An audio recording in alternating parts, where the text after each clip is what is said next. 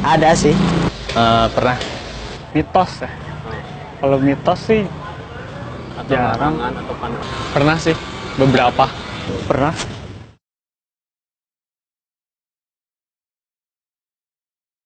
Yang nggak boleh tuh paling jingkrak-jingkrak kali ya, loncat-loncat gitu. Ya, nanti keguguran. Kalau kita nggak suka nih sama satu orang atau ya kita nggak suka sama satu orang, nanti ntar pas lahir si anaknya mirip sama orang itu katanya. Katanya gitu paling. Jangan tali rambut jangan ditaliin. Menurut orang tua dulu kan berangkat keluar harus ada apa? Ya semacam pakai bawa gunting. Terus jangan keluar malam kalau menurut orang tua mah banyak pantangannya kan. Kalau misalnya orang hamil biasanya nggak boleh berada di pintu kalau lagi hujan. Terus sama nggak boleh berkata yang nggak sewajarnya. Takut anaknya aneh gitu lahirnya, cacat atau apa. Nah, misalkan ngebunuh hewan gitu, ntar anaknya gitu bentuknya kayak hewan yang dibunuh gitu. Ada yang bilang sih kalau ibu-ibu yang hamil keluar malam-malam kan ada tradisi yang bilang nanti malah bayinya diapa-apain gitu sama roh-roh kayak gitu. Mungkin udah boleh banyak makan pedas. Kasihan janinnya.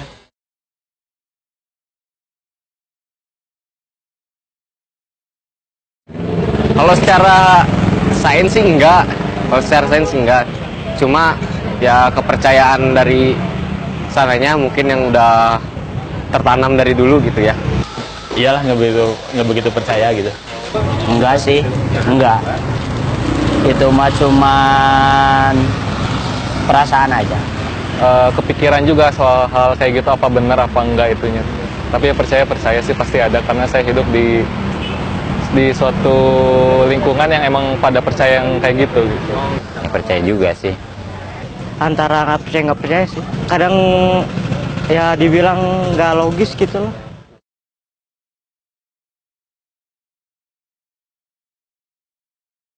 Alhamdulillah, wassalatu wassalamu ala rasulillah. Di masyarakat kita berkembang mitos-mitos seputar kehamilan. Seperti katanya wanita hamil itu tidak boleh melilitkan kain di leher. Katanya wanita hamil itu harus membawa senjata tajam. Katanya wanita hamil itu ya begini dan begitu. Apakah mitos-mitos seperti ini dibenarkan dalam Islam? Jawabnya adalah yang pertama. Di dalam Islam kita tidak boleh punya keyakinan macam-macam, apalagi sesuatu yang sifatnya gaib kecuali dengan dalil dari Allah dan Rasulnya. Kenapa? Karena ya keyakinan mitos-mitos seperti itu adalah bagian daripada akidah. Sedangkan akidah atau keyakinan itu ya sifatnya perkara yang gaib. Kalau misalnya si wanita hamil kalau pakai melilit kain di lehernya akan berakibat misalnya bayinya terlilit tali pusat, atau wanita hamil ya tidak boleh potong rambut akibatnya akan begini dan begitu. Nah, ini semua perkara yang sifatnya gaib. Ya, apakah itu bisa dibuktikan secara ya kedokteran ataupun secara akal yang sifatnya sehat? Nah, ini tentunya harus kita buktikan dulu. Kalau ternyata secara ilmu atau secara ilmiah itu tidak bisa dibuktikan dan tidak ada hubungannya, maka itu berarti hanya sebatas mitos-mitos yang tentunya kita tidak boleh sebagai seorang yang muslim dan orang yang berakal ya begitu mudah, begitu saja untuk mempercayai hal-hal seperti itu. Apalagi kalau itu sudah diyakini atau dijadikan sebagai sebuah kepercayaan. Karena kepercayaan itu artinya akidah. Sedangkan akidah itu di dalam syariat tidak boleh ditetapkan kecuali dengan dalil dari Al-Quran dan hadis Nabi Sallallahu Alaihi Wasallam. Maka ya, kalau misalnya sampai seseorang itu menganggap sial dengan perbuatan-perbuatan tadi, wanita hamil misalnya jangan motong rambut nanti akan bakalan begini dan begitu dari kesialan, maka ini termasuk tatayur yang dilarang oleh Rasulullah SAW. Kata Rasulullah SAW, at-tiyaratu syirkun, at-tiyaratu syirkun, at-tiyaratu syirkun.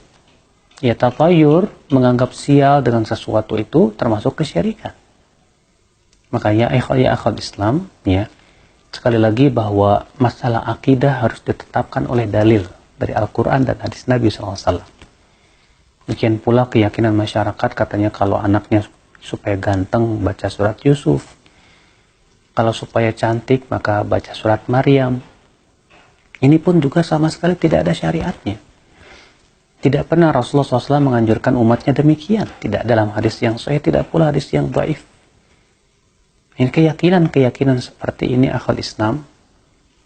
Ya, apalagi kalau itu dinisbatkan kepada syariat, ini sama saja membuat syariat dalam agama sesuatu yang tidak diizinkan oleh Allah Subhanahu wa taala. Allah Ta'ala berfirman, "Am lahum syuraka'u syara'u lahum minad dini ma lam ya'dzan bihi Allah." Apakah mereka mempunyai sekutu-sekutu yang membuat untuk mereka syariat dalam agama ini sesuatu yang tidak diizinkan oleh Allah Subhanahu wa taala? Nah, ini termasuk membuat syariat yang Allah tidak izinkan, yang tidak pernah Allah turunkan dalam Al-Quran, tidak pula dalam hadis, tidak pula diajarkan oleh Nabi, tidak pula diyakini oleh para sahabat Rasulullah SAW.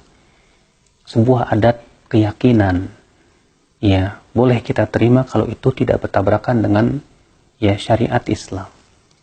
Tapi kalau itu tidak sesuai dengan syariat Allah, pencipta langit dan bumi, maka itu tidak boleh kita yakini sama sekali. Lalu bagaimana supaya anak saya soleh? Ya, tentunya kesolehan orang tua berpengaruh kepada kesolehan anak. Maka kalau misalnya seorang ayah dan ibu ingin memiliki anak yang soleh, hendaknya mereka pun juga banyak beramal soleh. Ibunya juga banyak beramal soleh seperti membaca Al-Quran, menjalankan perintah-perintah Allah, menjauhi larangan-larangannya. Maka ini insya Allah amalan soleh itu yang berpengaruh untuk anak. Makanya Al-Imam Ibnu Katsir membawakan perkataan Sa'id bin Jubair atau Sa'id bin Musayyib. Ya, beliau mengatakan, "La azidanna fi sholati li ajalika ya bunai." Hai anakku, aku akan tambah solatku untuk kebaikan dirimu, hai bunai, hai anakku. Ya, solat yang dilakukan oleh orang tua, kesolehan yang dilakukan oleh orang tua, itu insya Allah akan berpengaruh kepada anak-anaknya kelak biidznillah. Nah, inilah ya akhwat Islam. Jadi sekali lagi ya, bahwa mitos-mitos yang ada di masyarakat, ya keyakinan-keyakinan seperti itu tidak boleh kita yakini, apalagi sebagai sebuah akidah, kepercayaan dan ya i'tikad kita, akidah kita, kecuali dengan dalil dari Allah dan Rasulnya. Assalamualaikum warahmatullahi wabarakatuh.